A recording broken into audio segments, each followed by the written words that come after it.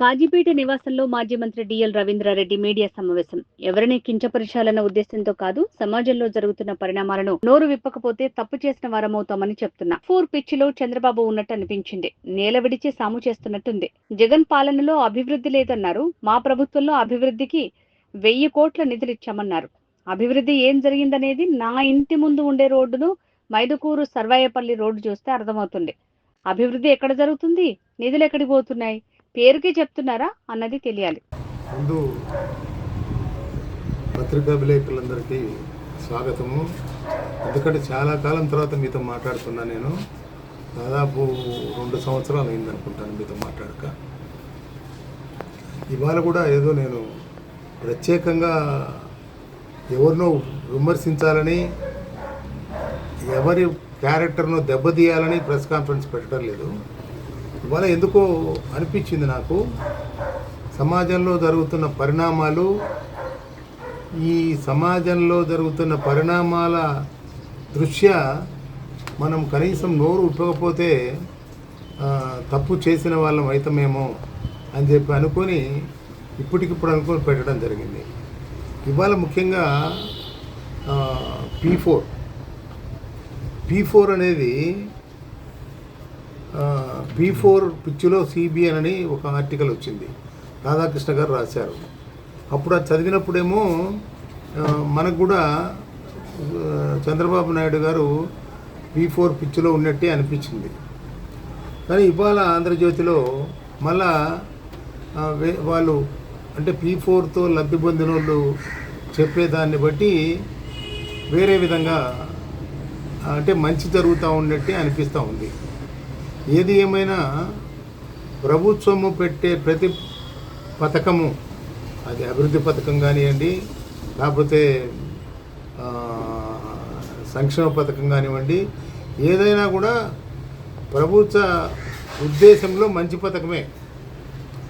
కానీ అది అమలుకు నోచుకోవాలి. అమలుకు నోచుకోనప్పుడు దానివల్ల ఉపయోగం ఏమి ఉండదు. ఉదాహరణకు అభివృద్ధి సంక్షేమము మేము సమపాలలో తీసుకుపోతున్నాము. ఇవాళ మేము అభివృద్ధి అసలు జగన్మోహన్ రెడ్డి పాలనలో అభివృద్ధి లేదు, అభివృద్ధి అనేది మర్చిపోయినాడు ఆయన, రోడ్ల మీద మట్టేసే దిక్కు కూడా లేదు అని చెప్పి అన్నారు. అని ఈ మధ్యకాలంలో ఎప్పుడో ఒక 6 నెలల సంవత్సరం కిందట ఏదో 1000 కోట్లు ఇస్తున్నాము, రోడ్ల మడితే మట్టి వేస్తున్నారు అని చెప్పి అన్నారు. అభివృద్ధి ఎంత ఉందో నా ఇంటి ముందరనే మీకు అర్థమవుతుంది. మీరు వచ్చేటప్పుడు ఎంత బాగుందో అభివృద్ధి, ఎంత చేసినారో, ఎన్ని కోట్లు ఖర్చు పెట్టారు అనేది ఈ ఇంటికి ఎదురుగానే అర్థమవుతుంది. తర్వాత మొన్న నేను సరాయపల్లెకు పెళ్ళికి పోయినారా మీరు ఎవరన్నా? సరాయపల్లెకు వర్స్ట్ రోడ్డు, సరాయపల్లెకు మైదుకూరు నుంచి సరాయపల్లెకు పోయే దారిలో. ఇట్లా మరి అభివృద్ధి అనేది నిధులు ఎక్కడ పోతున్నాయి, ఊరికే పేరుకే ఉందా, చేస్తున్నారా లేదా అనేది ఒకటి ఇంపార్టెంట్. అంటే అది ప్రభుత్వ పథకమే. రెండవది ఎన్టీ రామారావు గారు అంటే నాకు ప్రత్యేకమైన అభిమానం. ఎందుకంటే ఎన్టీ కూడు గుడ్డ నీడ. కూడు రూపాయి బియ్యం, 2 రూపాయలు ఇప్పుడు ఫ్రీ కదా, టోటల్గా ఫ్రీ, రూపాయిగా ఫ్రీనా? ఫ్రీ బియ్యం. ఆయన 2 రూపాయల బియ్యం అన్నాడు, ఇప్పుడు ఫ్రీగా ఇస్తున్నారు. సరే, ఆ బియ్యం ఎట్లా పోయేది మీ అందరికీ తెలుసు, ఎక్కడ చేరుతున్నాయి, ప్రజలు తింటున్నారా లేదనేది మీ అందరికీ తెలుసు. రెండవది గూడు అంటే ఇల్లు. చంద్రబాబు నాయుడు గారు అధికారంలోకి వచ్చినప్పుడు ఏం చెప్పాడంటే ఏదో ఎన్ని లక్షల ఇల్లు కట్టిస్తామన్నారు. ఇప్పుడు సంవత్సరము 4 నెలలు, సంవత్సరం 5 నెలలు అయింది.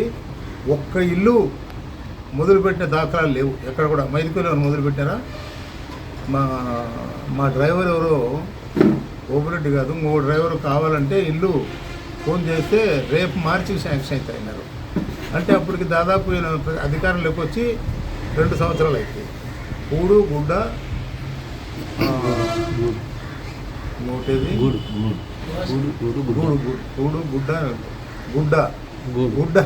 గుడ్డ గురించి చెప్పాలంటే అప్పుడెప్పుడు తెలుగుదేశం హయాంలోనే 2014-19లో మూతబడిన యాప్కో ఇవాళకి కూడా ఆప్కో నుంచి ఏమీ వ్యాపారం జరగలేదు.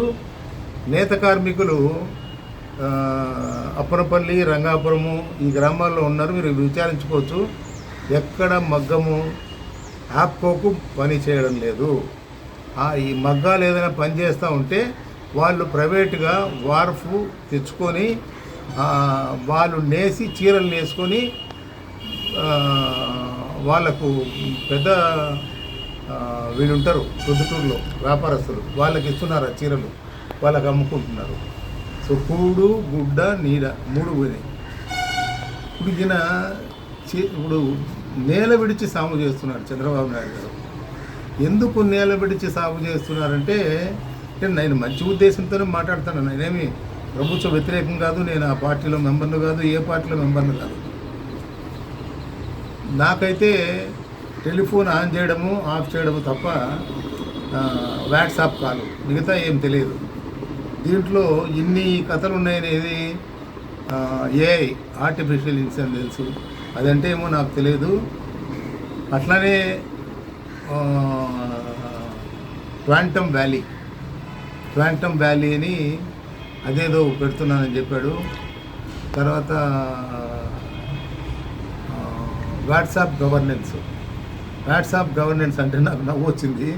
ఎవడో నాకు తెలిసినోడే ఒకడు ఏదో పని కోసం ఎంఆర్ఓ ఆఫీసుకి పోతే ఈ పని ఊరికి ఇట్లా కాదా, 1.5 లక్షలు ఇస్తే కానీ పని కాదని చెప్పాడని అతను చెప్పి అడ్వాన్స్గా కొంత ఏదో ఇచ్చినాడు. సో వాట్సాప్ గవర్నెన్స్ అంటే ఏ ₹1 లంచం లేకుండా వాట్సాప్లో మనం పంపిస్తానే ఆటోమేటిక్గా రావాలా మన సర్టిఫికెట్ కానీ మన పని ఏది కానీ. వాట్సాప్ గవర్నెన్స్ ఇంకోటి కూడా ఏదో ఉంది,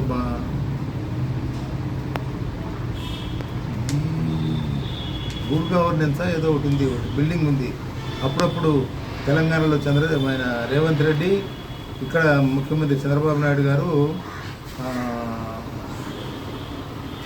రియల్ టైం గవర్నెన్స్ అదేందో నాకు అర్థమే కాదు. రియల్ టైం గవర్నెన్స్ అంటే ఒక ఐఏఎస్ ఆఫీసర్కి నేను వాట్సాప్ కాల్లో ఎందుకు భయపడతారు కదా మాట్లాడాలంటే, వాట్సాప్ కాల్లో ఒక ఐఏఎస్ ఆఫీసర్ ఫోన్ చేసిన, ఏంటి రియల్ టైం గవర్నెన్స్ అంటే, ఏం లేదు సార్, అది రియల్ టైం గవర్నెన్స్లో ఇప్పుడు మీ ఇంటికాడ బల్బు పోయి ఉంటుంది, ఆ బల్బు పోయిందని ఆడెవడో చెప్తాడు, అది రియల్ టైం గవర్నెన్స్ సార్ అన్నాడు.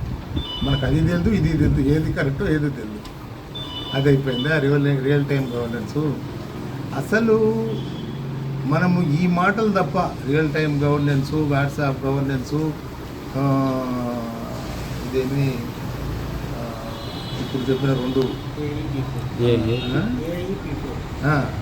B4 తర్వాత ఆర్టిఫిషియల్ ఇంటెలిజెన్సు, అదేమి వ్యాలీ ఏదో అంటారు చూడు, క్వాంటమ్ వ్యాలీ, ఇవన్నీ కాక ఇంకా చాలా ఉన్నాయి. నేను హిందూ పేపర్ డెఫినెట్గా ఖచ్చితంగా చదువుతాను. ఇప్పటి నుంచి కాదు, 1970 నుంచి నేను మెడిసిన్లో చేరినప్పుడు మా నాన్న ఏం చెప్పాడంటే, నువ్వు ఇంగ్లీష్ రావాలంటే బాగా హిందూ చదవమని చెప్పాడు. అప్పటి నుంచి హిందూ, ఇప్పుడు మేము మైదుకూరు నుంచి తెప్పించుకొని హిందూ చదువుతున్నాం. ఆ హిందూ చదివే క్రమంలో మే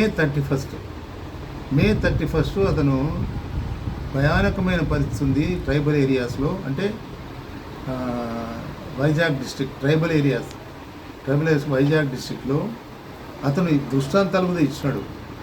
కొయ్యూరు మండలంలో విలేజ్ ఏదో గుర్చిపోయి మే 31 విలేజ్, నేను ఆ రోజు ఫ్లైట్లో హైదరాబాద్ కూడా పోతాను, విలేజ్ గుర్తులేదు. ఎస్తర్ అనే అమ్మాయి డెంగీ వచ్చి పారాసిటమాల్ లేక హాస్పిటల్లో చనిపోయింది. దురదృష్టకరమైన సిగ్గుమాలిన విషయం. అదే రోజు నేను కృష్ణబాబుకు ఫోన్ చేసిన, మెసేజ్ పెట్టిన. కృష్ణబాబు అంటే మన కలెక్టర్గా ఉన్నాడు, special chief secretary. Health minister ఆయన యాదవ్, సత్యకుమార్ యాదవ్, ఆయనకు ఫోన్ చేసిన. ఫోన్ రింగ్ అవుతుంది, ఎత్తలే. మెసేజ్ పెట్టిన, మీరు గో త్రూ ది మే 31 హిందూ, అందులో క్లియర్గా ఉంటుంది. అంటే పారాసిటమాల్ కూడా ఇయ్యలేని దిక్కులేని పరిస్థితుల్లో ప్రభుత్వం ఉందని ఆ పేపర్ చెప్పకనే చెప్పింది. రిప్లై లేదు.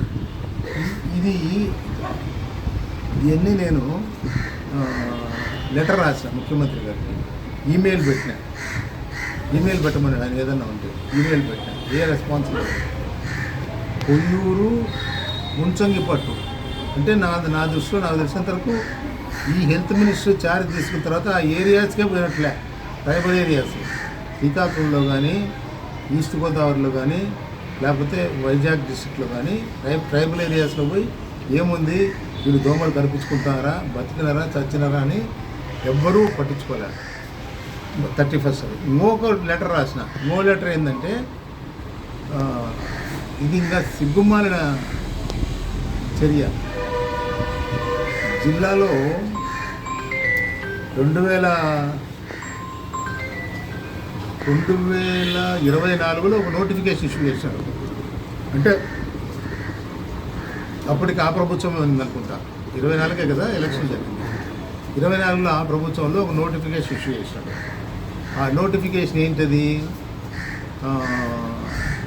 కొన్ని మోడల్ స్కూల్స్లో కస్తూర్బా స్కూల్స్లో కొన్ని టీచర్ పోస్టులు, కొన్ని సెక్యూరిటీ పోస్టులు, కొన్ని వంట మనుషులు అందరికీ కలిపి 18,500లో 19,000 ఎంతో అవుట్ సోర్సింగ్లో మీరు అప్లై చేసుకోండి జిల్లా కలెక్టర్కు. జిల్లా కలెక్టర్ ఆధ్వర్యంలో మీకు పరీక్ష పెడతారు, ఇంటర్వ్యూ జరుగుతాయి, సెలెక్ట్ చేస్తారు. 44 మందిని సెలెక్ట్ చేశారు. దాంట్లో ఏమి మీరందరూ పోయి ఎమ్మెల్యేలను కాళ్ళు పట్టుకోండి, ఎమ్మెల్యేలను అడగండి, ఎమ్మెల్యేలను అడిగి మీరు రాండి అని చెప్పి ఏం రాయలే. ఓన్లీ ఈ మాత్రం ఉంది, మీరు అప్లై చేసుకోండి రాండి.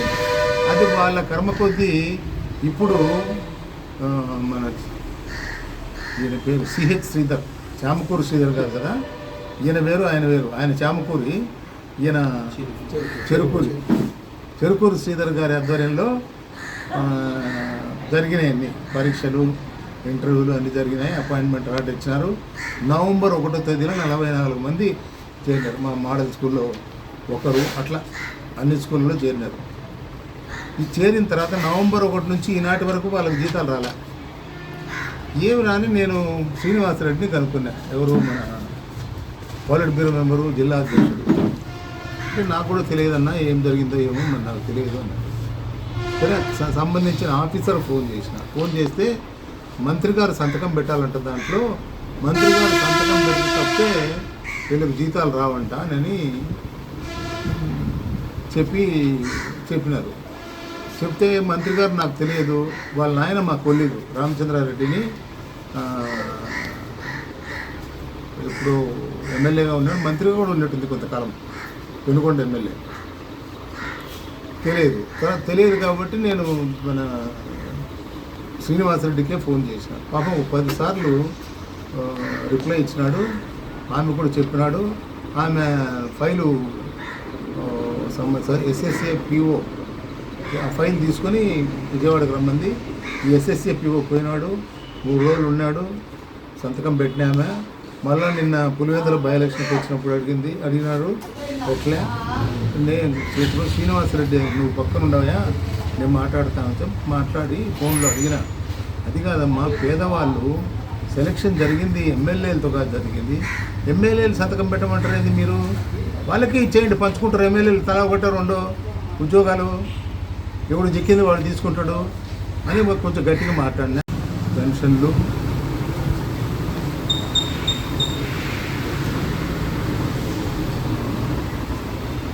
చాలా ఇష్యూస్ ఉన్నాయి.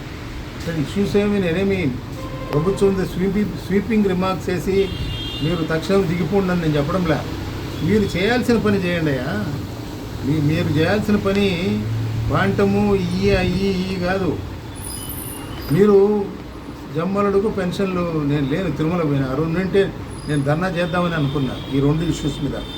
ఏది 44 మంది ఉద్యోగాలు, పెన్షన్లు. విజయవాడ నుంచి స్పెషల్ ఫ్లైట్లో కడప నుంచి జమ్మలడుగు పోయి పెన్షన్. ఒక్క ఊర్లో పెన్షన్లు ఇచ్చి మీ P4 మీ చెప్పేదానికి ఇంత కష్టపడుతున్నారు మీరు. అంటే ఇదేం మీ తప్పు అని నేను చెప్పను.